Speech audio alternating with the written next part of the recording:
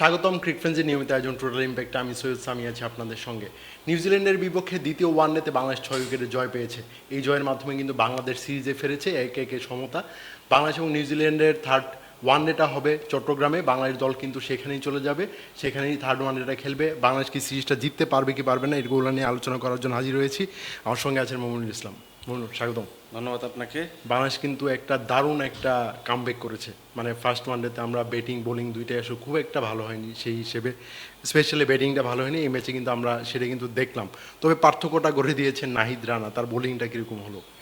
না, আপনি যদি উইকেটটা দেখেন, উইকেটে একটু মানে আপনি যদি আগের ম্যাচের উইকেটটাও দেখেন, সেখানে একটু ঘাস ছিল, এখানেও একটু ঘাস ছিল। তারপর আপনি যদি ব্যাটিংয়ের দিক থেকে খেয়াল করেন যে একটু মনে হয় স্লো, একটু স্টিকই ছিল, একটু ধীরে ধীরে বল আসছিল। তারপরও নাহিদ রানা যে ধরনের বোলিং করেছেন সেটা তো অবিশ্বাস্য। সবচেয়ে বড় যে প্রশ্নটা, যে এই যে গরমটা চলছে বর্তমান সময়, বৈশাখীর যে সময়টাতে একটা খরতাপের মতো একটা পরিস্থিতি, এই গরমে আমি নিক কেলির প্রেসটা শুনছিলাম, তিনি সেখানে একটা কথা বলছিলেন যে এই যে এত গরম ঢাকাতে, এই গরমের মাঝেও আমার তো যখন ব্যাটিংয়ে আসছিলাম তখন আমার নিজেরই অস্থির লাগছিল।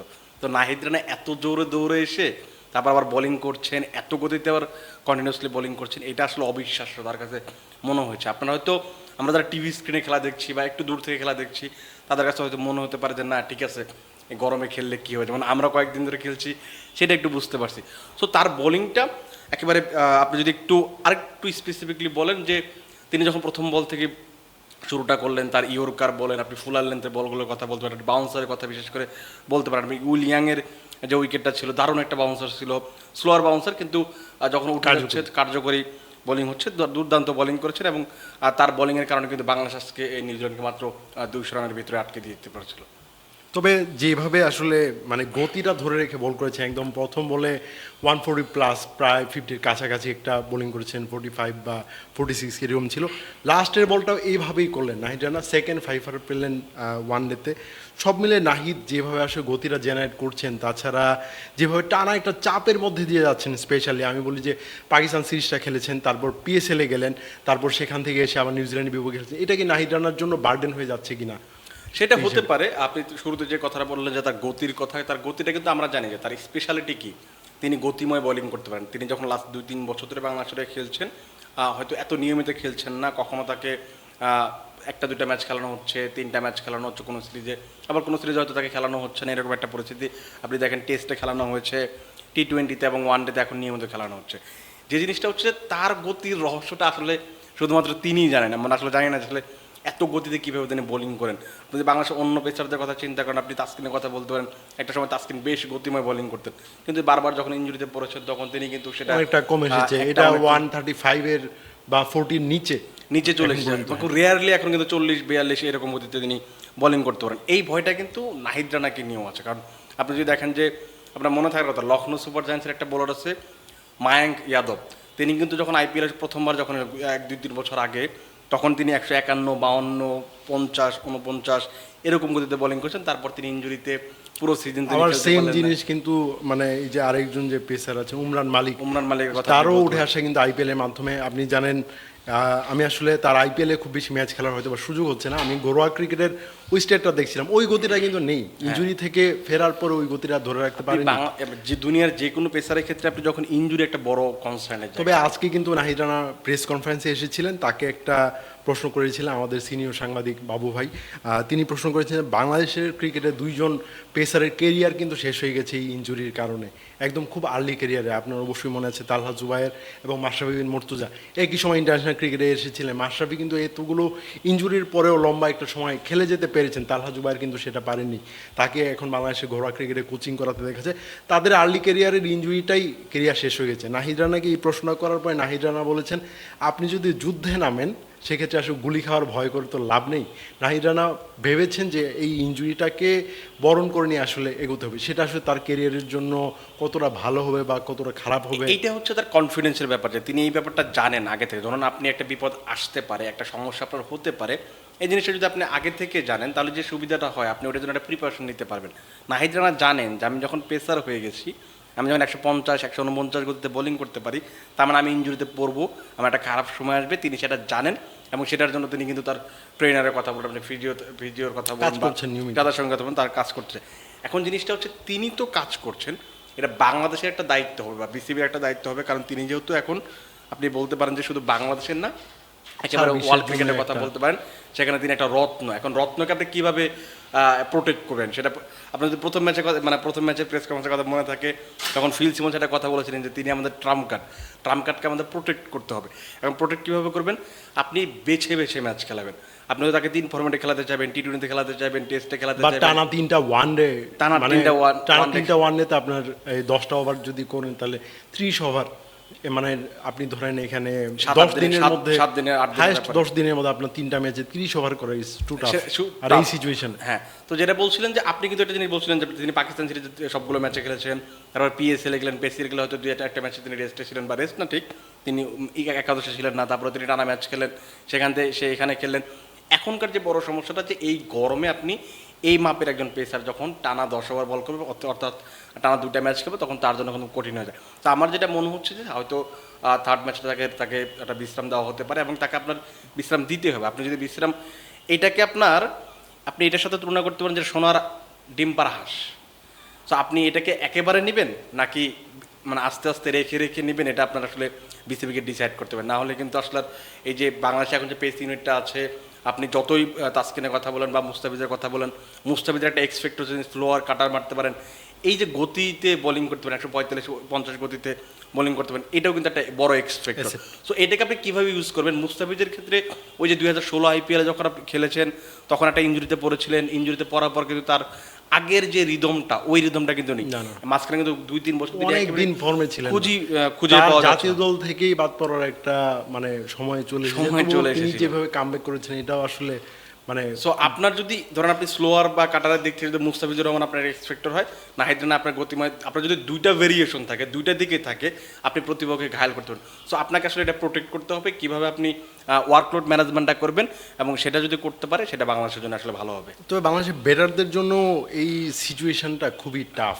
মানে এই গরমের মধ্যে খেলা, আজকে নাহিদুলের খেলা ছিল, সেখানে একজন ক্রিকেটার ক্র্যাম করেছেন। আজকে মানে এখানে নাজমুল হাসান শান্ত ব্যাটিং করছিলেন, তারও কিন্তু ক্র্যাম করেছে, 50-র পরে তাকে মাঠ ছেড়ে উঠে যেতে হয়েছে। এই গরমের মধ্যেও তানজিদ হাসান তামিম একটা ভালো একটা ইনিংস খেলেছেন, 75-76-এর মতো একটা ইনিংস খেলেছেন। বাংলাদেশের ব্যাটিংটা ওভারঅল কীরকম বলবেন? যেহেতু আমাদের টপ অর্ডারে সাইফ হাসান আজকে ফেল করেছেন, তাছাড়া লিটন কুমার দাস, সৌম্য সরকার তারাও খুব একটা ভালো করতে পারেননি। আমাদের কিন্তু গত ম্যাচে আলোচনাটা ছিল যে ব্যাটিং ব্যর্থতার ব্যাপার, কারণ উইকেটটা একটু এরকম যে আপনি আসলে সবসময় ব্যাটসম্যানদের উপর রিলাই করতে পারবেন না, বা ব্যাটসম্যানরা আপনি বড় ইনিংস খেলে দেবে, একাই ম্যাচ জিতিয়ে দিবে, এই চান্সেসটা কম। কারণ উইকেটে যদি ব্যাটিং ফ্রেন্ডলি হতো, কিংবা হচ্ছে আপনি ধরেন স্পোর্টিং উইকেট হতো, তখন হয়তো আপনি ব্যাটারদের ওপর বেশি ভরসা করতে পারেন, কারণ আপনি উইকেটটা এমন বানিয়েছেন যে আপনাকে বোলাররা ম্যাচ জিতাবে। সো বোলারদের কাজটা করে দিচ্ছে।